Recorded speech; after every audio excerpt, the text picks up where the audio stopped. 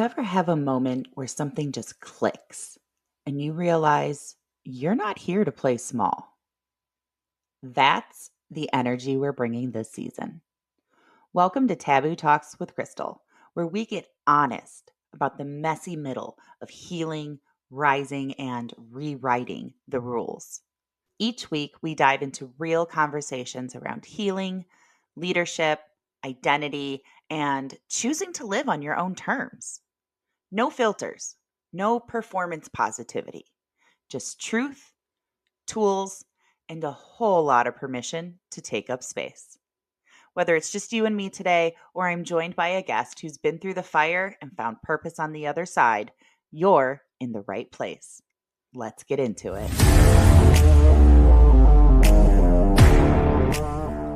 Teresa, welcome to Taboo Talks with Crystal. I'm so excited to have you here today.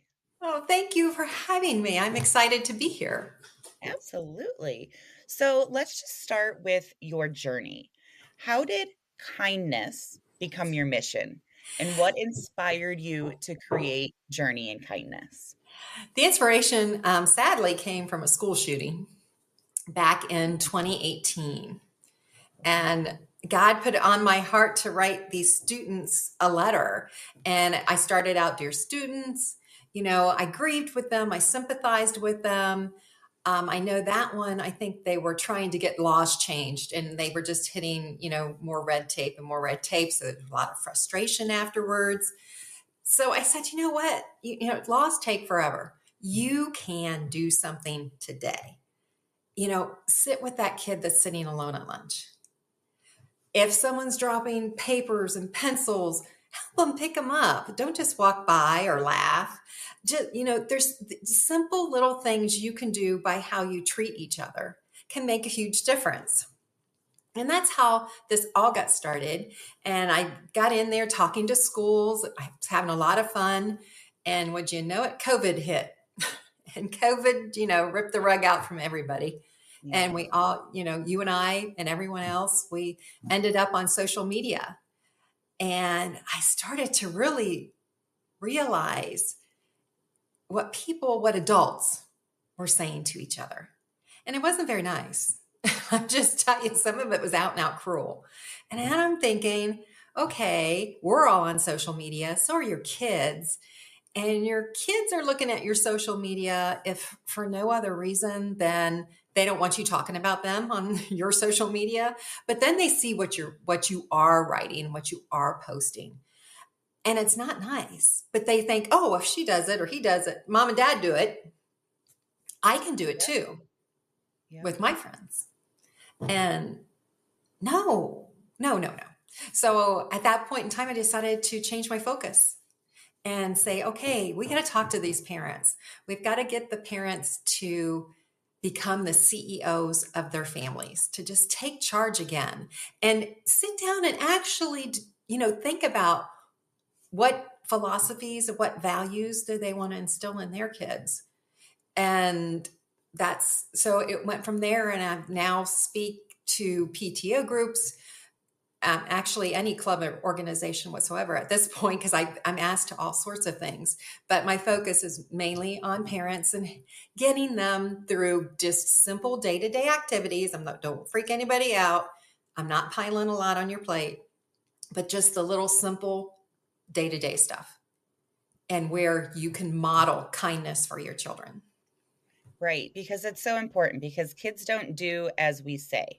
Kids do as we do, right? Right. And we don't either. So right. No, absolutely. But what I'm saying is they're watching and they're going to model exactly what we're doing. So you're right, whether we're on social media or in real life or on the phone or interacting with our children, especially if we as children were not treated with kindness, it can be hard to implement that, right? Right. And as the CEO of your family, like you were talking about, what does that look like in real life? How can parents start building that kind of atmosphere with their kids? Yeah, that can look like, again, simple stuff. And you want to start with your kids. So sticky notes. I love, these are like my favoriteest thing in the world. And I do get the fun shapes now, but you can just stick them on the bathroom mirror and just say, you can just put good morning or you're important to me. If their kid is going to, they've been studying a week for that big math test, and stick it in their backpack and say, you've got this. Just those encouraging notes to let them know that you're thinking about them and that they are important to you, that they do bring the light into your life. And you can also do that with your spouse. Put the note on the cup of coffee in the morning. I'm so glad you're in my life. Those kind of things. You can say, I love you, but I think sadly that phrase gets overused. So you want to look for more proactive words that you're smart. When you're talking to your kids, you're smart. Those kind of things. Yeah, absolutely. Mine, I watch for what they ask me, especially my youngest. So, Mama, are you happy? Did that make you happy? Mama, are you proud of me? Mama, I Mm-hmm. made you laugh. I made everybody laugh. Like those are the things that they're Yes. looking for.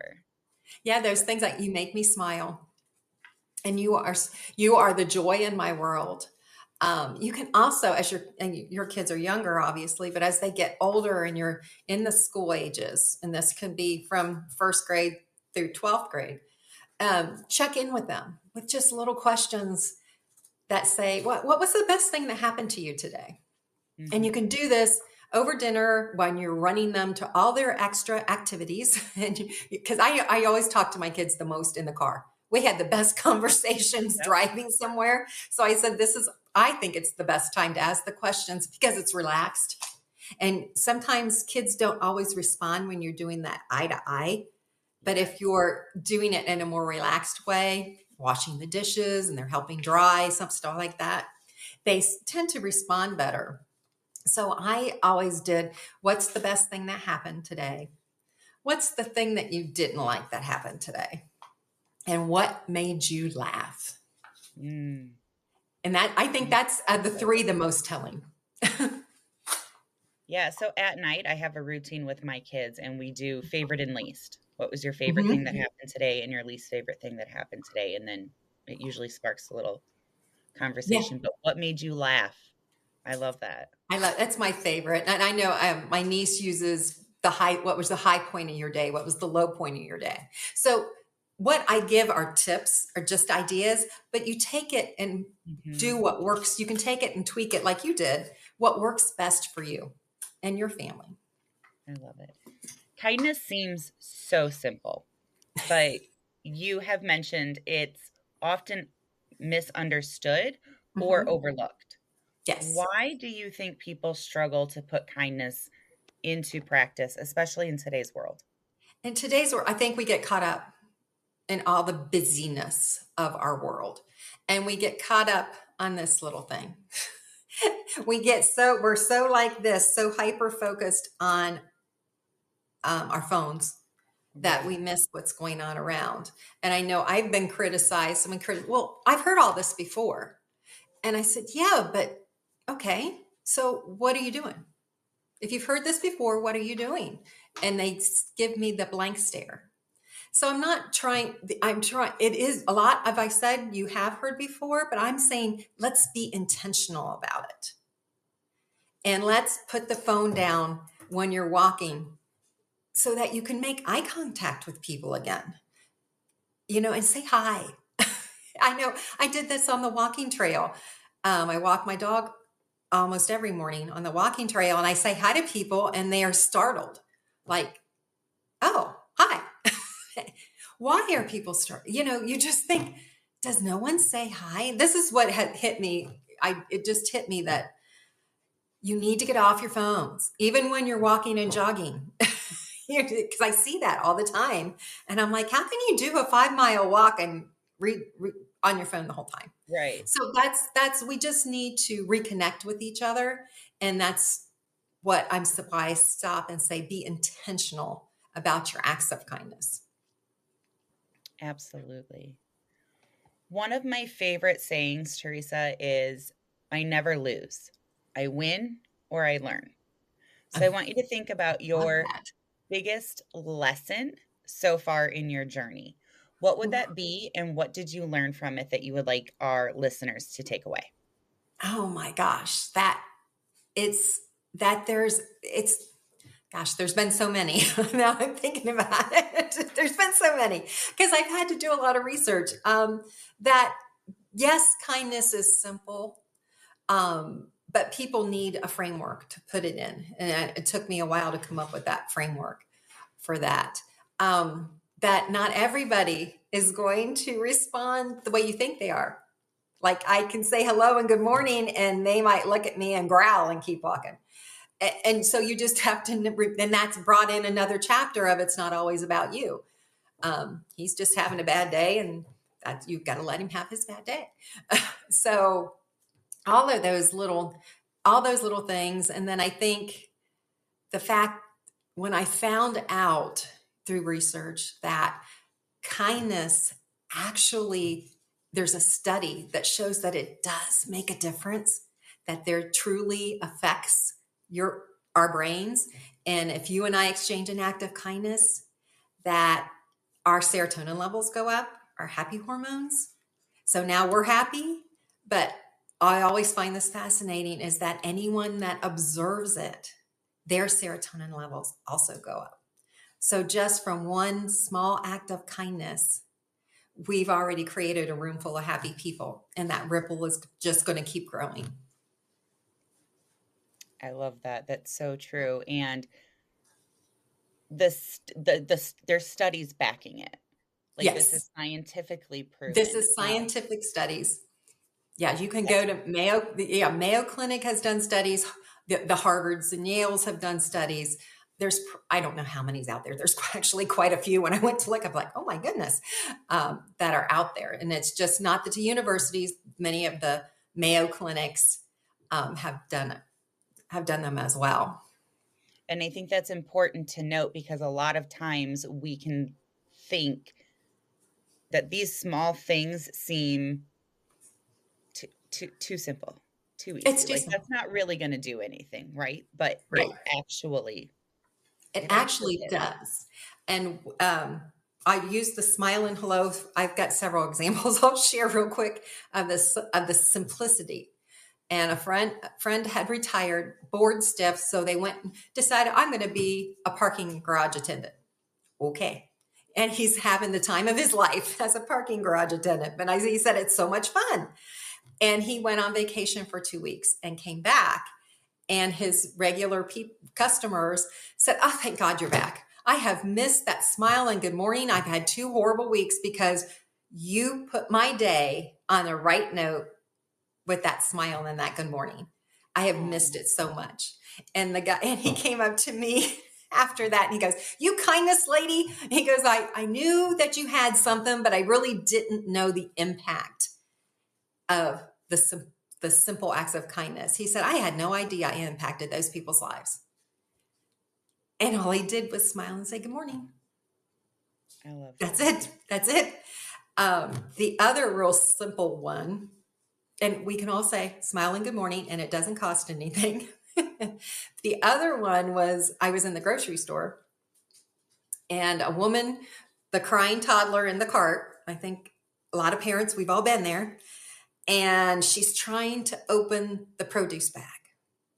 And you can just see it on her face. I just have to get a couple things and I can get out of here. If I could just get this bag open. And I think we've all been there. And a gentleman walked over, took the bag from her, opened it, handed it back. The child stopped crying. And you could just see the weight of the world has been lifted off her shoulders. Mm. And all he did was open the produce bag. It's those kind of simplistic things that changed her entire day. And all he did, again, a simple act.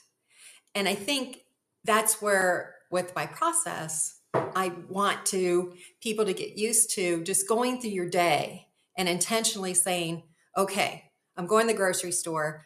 I'm going to make sure that I don't leave my cart in the parking space. I'm going to smile anybody, whoever I pass. I'm going to hold door for somebody. And everybody's, well, I know all that, but are you doing it intentionally? Instead of walking up to the store with the phone in your hand, doing this. Right. There's You know, such a difference. It makes yeah. such a difference in your And life and in the life of those around you. yeah, and once you start doing those little things, you're starting to make it as natural as breathing. And then you can graduate toward the, buy the cup of coffee, or start doing charity drives. You go and getting your kids involved in the do a sock drive for the homeless. Now is a great time of year to donate to the food bank, do a food drive. But you have to get the foundation down first and make it a habit. And if it means writing sticky notes to yourself in your car, on your purse, in your backpack, wherever, to remind yourself until you make it as natural as breathing, then do it. Absolutely. Before we go, can we just touch on the difference between being kind and being nice? Yeah, nice is kindness. Kindness, let me see. Nice is almost it's more of an obligation. It's that I can't say no to something and you end up doing it and you're hating it the whole way through. And that's what I think not being nice is. Kindness is intentional acts of just seeing situations where you can help somebody out. And it's not an obligation. You just want to do that so that person has a better day. That's a great explanation. Thank you so much. Because I know some of our listeners, boundaries and people pleasing is an issue, right? And so we're trying to be kind and we don't want to, hurt anybody or do anything to be unkind. But I think sometimes that line gets blurred between being kind and being nice. Right. And if, and a lot of times, sometimes when you're being nice, you overflow that plate and you're so overwhelmed and your day goes down the hill. And you really, again, it goes back to being intentional. Exactly. So the last question I have for you is, you've mentioned a few ideas already, but what is one simple act of kindness that our listeners could practice starting today to make a difference? Starting to listen to each other. And I mean, really listen to each other. I always say that personal pain is as unique as a fingerprint and you never know what someone is going through. So always be kind. And I have another story. I was having lunch with a friend and the place was a little busy, but we've been there before, love the food. And the hostess sits us down, gives us a menu. Server will be right with you. Well, the server wasn't right with us. It took a little while. And we're like, okay, that's okay. We don't have anything pressing that we had to leave. The server comes up. What do you want? And we're looking at each other and we're like, well, we had a couple questions. I don't know. I was told to come take your order. What do you want? I'm like, okay. So we placed our orders praying that everything comes out well. And we did get our food and everything was fine.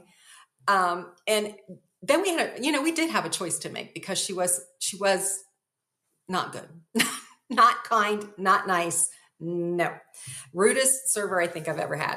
And so we thought about it. Do we call the manager over? What do we do? And I said, no, she's having a bad day. So what I did on the receipt, I put a smiley face and said, you were designed to shine. And we left a normal tip and gathered our stuff and left. Well, do you know, she chased us out of the parking lot. We're like, okay. And tears. She's got tears in her eyes. And she looks at me and she said, thank you. I needed to hear that. Goes on back into the restaurant. We had no idea. We just knew something wasn't right. And in another day and age before my journey started, I might have called the manager over. But I chose to be kind, and it made all the difference in the world to that woman. But we still don't know. We have no idea what she was going through. Right. So, yeah. So again, it was simple, just a little note on a receipt. Yeah. And ultimately, it doesn't matter. Right. It doesn't matter Exactly. what anyone else's story is or what they're going through. Just, I could feel it in my soul when you shared that story, the ripple effect of the kindness. Oh, yeah. I tears all the way home. I'm like, oh my goodness. Yeah. And that would, and I think I would have loved to give her a hug, but she had turned around and ran. And I said, that's something else that you can do in your own family. Hugs. And another study that I had discovered is 4 hugs. You need them 4 hugs a day just to survive. And 8 to maintain the status quo. And 12 or more to grow and thrive. So hug each other and hug your children. The more, the better. And that includes dog hugs and cat hugs, as I was told the other day. I love that. Teresa, thank you so much for joining me for today and sharing your wisdom. Your passion for kindness truly shines through. And I love how you have turned it into a tangible way for parents to connect with their kids and create a kinder world altogether. Oh, well, thank you so much. It's been a delight to be here. Before we go, I know you have a free resource that you want to share. It's a list. I did. I want to, if you're a parent and have no idea where to start with kindness, I have a 75 acts of kindness checklist. So you could pick any one of those to start with, and then you have 75 other ideas that you can work with. I love it. And where can they grab that and connect with you? I will provide a link with this. Awesome. So that they can get that. And then there's also my book, if you wanted to go closer, which is on Amazon. Love it. Thank you so, so much for being here, for sharing your story and reminding us how small intentional acts can ripple out and transform not just our own lives, but the world around us. To everyone listening, if this episode resonated with you, I encourage you to share it. These conversations about breaking cycles, whether it's cycles of trauma, disconnection, or even apathy, are the seeds for a better future. Every act of kindness, every moment of showing up for yourself and for others is a step toward building a stronger, healthier foundation for generations to come. All right, mamas, that's all we have for today. Remember, you are stronger than you think. You are never alone. And you're doing the work not just for yourself, but for your kids too. Keep breaking those cycles, keep showing up for yourself, and I'll see you back here next week. Woo! Take a breath. Because this isn't just about pushing through or keeping your head down. This is a season of stepping up, of making moves. And the move is breaking the pattern, choosing differently, learning to trust yourself enough to stop, recalibrate, and move with intention.